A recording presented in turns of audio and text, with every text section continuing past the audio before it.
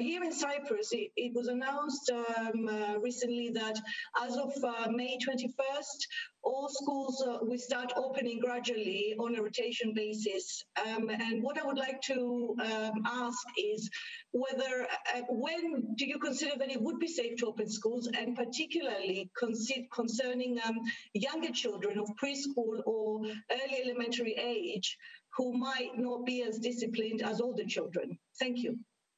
Thank you very much for that question. It's a question that's consistently come up over the last couple of weeks. So I'm going to pass that over to Katie Smallwood to respond. Please, Katie.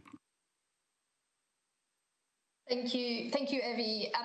Absolutely. So as countries begin to shift some of the measures that have been implemented, especially those that have been proving more restrictive, we do have some general recommendations for all countries in doing so. And I think the when is very important. So when should countries start to do this? Certainly when they have a very good grasp of the epidemiological situation in the country. What does that mean? That they understand where the virus is, how it's spreading, and that they're able to really identify all suspect cases, test them, isolate them, and then follow up with any of those contacts. And that's a very important process to be ramped up during this period.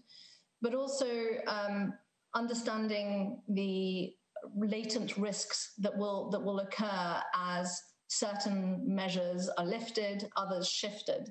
And I think when it comes to schools, WHO will be issuing guidance specifically on schools in the coming days.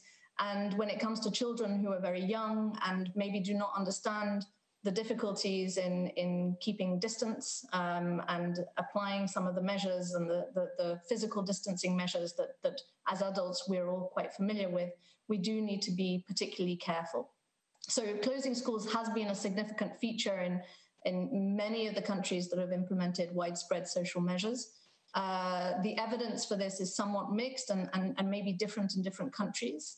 And how schools are reopened and how children go back to school, which is very important because children have suffered disproportionately from staying at home, it's very important to really take a cautious approach to understand how children and how the processes in schools that are reopening can be managed, the feasibility of those, but also to monitor the context and to, as schools reopen, to allow this 2-week window, this incubation period that we have, to be monitored very carefully so that each step in reopening schools or taking other measures is monitored over the following 2 weeks to look at how the epidemiology changes with that shift of measure.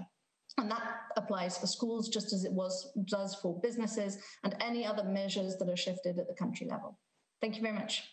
The evidence is still being collected and we still got a lot to learn about the role of children in transmitting the disease. Certainly in household settings, there seems to be a role, but it doesn't seem to be that children have a significant role in driving the spread of COVID-19. Indeed, children get less sick, and when they do get sick, we do see lower severity among children and deaths. So very few deaths have occurred among children, and where they do occur, they are rare. Children, however, have lost out on a lot during COVID-19, and I think we do need to recognise that the welfare of children has been affected. Keeping children at home for long periods of time is very difficult, and they lose out in their social interactions as well as the educational schooling that they would otherwise have.